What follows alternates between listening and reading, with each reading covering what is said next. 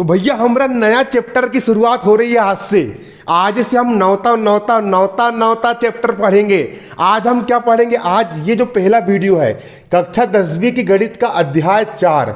अध्याय 4 का नाम क्या है बच्चों? एनसीईआरटी की आपकी जो गणित है उसमें अध्याय 4 का नाम है द्विघात समीकरण।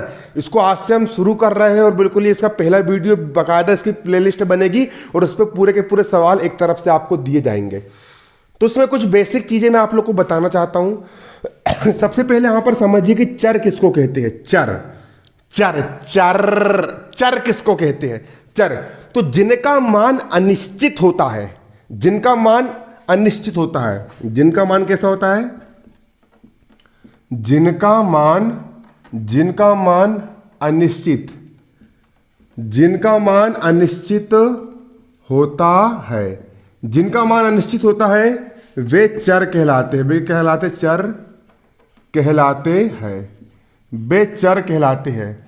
जिनका मान अनिश्चित मतलब फिक्स नहीं होता, फिक्स नहीं होता है। जैसे मैंने बोल दिया एक्स, चर के एग्जाम्पल क्या होते हैं? एग्जाम्पल होगा जैसे कि एक्स वाई जेड ETC, ये सब आपके एग्जाम्पल होते हैं। मैंने बोल दिया कि इस क्लास में एक्स बच्चे हैं, एक्स बच्चे, तो एक्स का मान हमको पता है क्या? नहीं पता। एक्स का मान 5 भी हो सकता है और एक्स का मान 10 भी हो सकता है। मैंने बोल दिया कि मेरे घर में वाई लोग रहते हैं। मेरे घर में कितने लोग रहते हैं? वाई लोग रहते हैं। तो वाई का मान फिक्स है क्या? नहीं है। वाई का मान निश्चित है क्या? नहीं है।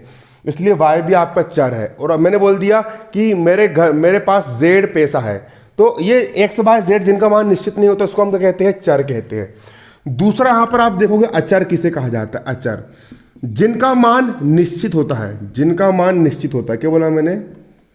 जिनका मान निश्चित होता है। जिनका मान कैसा होता है? निश्चित होता है। जिनका मान निश्चित होता है वो क्या कहलाते हैं? अचर कहलाते हैं। अचर कहलाते हैं। एग्जाम्पल संख्याएं। संख्याएं कौन कौन सी? 1 2 3 4 डेश।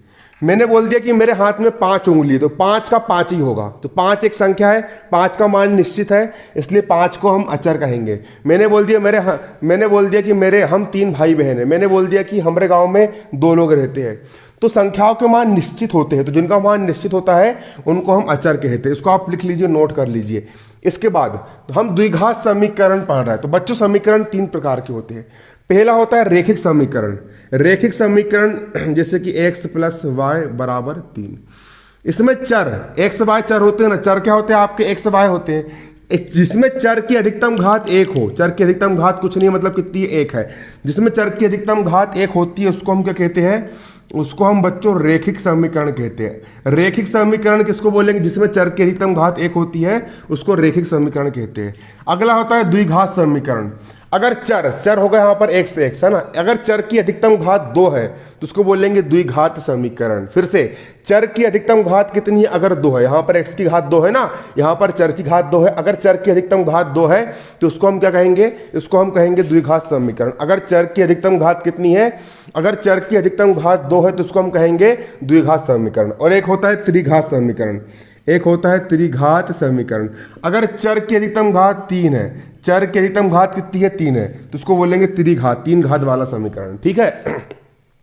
तो हमको ना तो रेखिक पढ़ना है ना हमको त्रिघात पढ़ना है। त्रिघात आप 11वीं में पढ़ोगे, रेखिक आपने चैप्टर 3 पढ़ चुके हो। इसमें हम पढ़ेंगे सिर्फ द्विघात समीकरण। इसमें हम क्या पढ़ेंगे? इसमें हम सिर्फ और सिर्फ पढ़ेंगे द्विघात समीकरण। तो द्विघात का व्यापक समीकरण क्या होता है बच्चों? द्विघात का व्यापक समीकरण क्या होता है पहले मेरे को ये बताओ। द्विघात का आपका जो व्यापक समीकरण होता है वो होता है ax की घात 2 धन bx धन c = 0। याद हो जाना चाहिए हर बच्चे को। द्विघात का व्यापक समीकरण क्या होता है? द्विघात का व्यापक समीकरण होता है ax की घात 2 धन bx धन c = 0। द्विघात का व्यापक समीकरण क्या होता है? द्विघात का व्यापक समीकरण ax की घात 2 धन bx धन c = 0 होता है। द्विघात का व्यापक समीकरण क्या होता है? ax की घात 2 धन bx धन c = 0 होता है। जहां पर x आपका चर है, यहां पर x क्या है? यहां पर x आपका चर है। और जो संख्याएं लिखी है ABC संख्याएं है, मतलब a के स्थान पर कोई भी संख्या 5 6 7 8 9 कुछ भी हो सकता है, b के स्थान पर भी 5 6 7 8 9 कुछ भी हो सकता है, c के स्थान पर भी कोई भी संख्या हो सकती है ना। तो इस अध्याय में हम सिर्फ इस प्रकार के समीकरण को हल करना सीखेंगे। हल करना सीखेंगे मतलब x की घात 2 है, मतलब x के इसको हल करके x के 2 मान आएंगे। तो इस समीकरण को हम पहला गुणनखंड विधि से हल करना सीखेंगे। इस चैप्टर में हम 3 विधि सीखेंगे। पहली सीखेंगे इसमें हम गुणनखंड खंड विधि, गुणनखंड विधि के माध्यम से x का मान कैसे निकालेंगे ये सीखना है।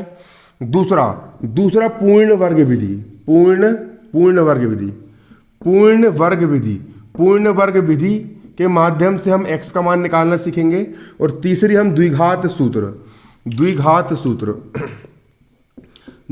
सूत्र विधि के माध्यम से x का मान निकालना सीखेंगे और विविक्त कर निकालना सीखेंगे।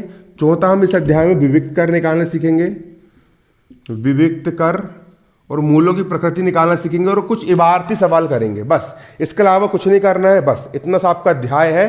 तो अब इसका एग्जाम्पल 1 में अगले वीडियो में लेकर के आऊँगा। उम्मीद करता हूँ कि आपको शुरुआत अच्छी रही होगी। बहुत आसान चैप्टर है, दिक्कत बिल्कुल नहीं लेना है। एक तरफ से पूरी प्लेलिस्ट बनेगी, एक सवाल का एक वीडियो बनेगा। धन्यवाद। जय हिंद, जय भारत।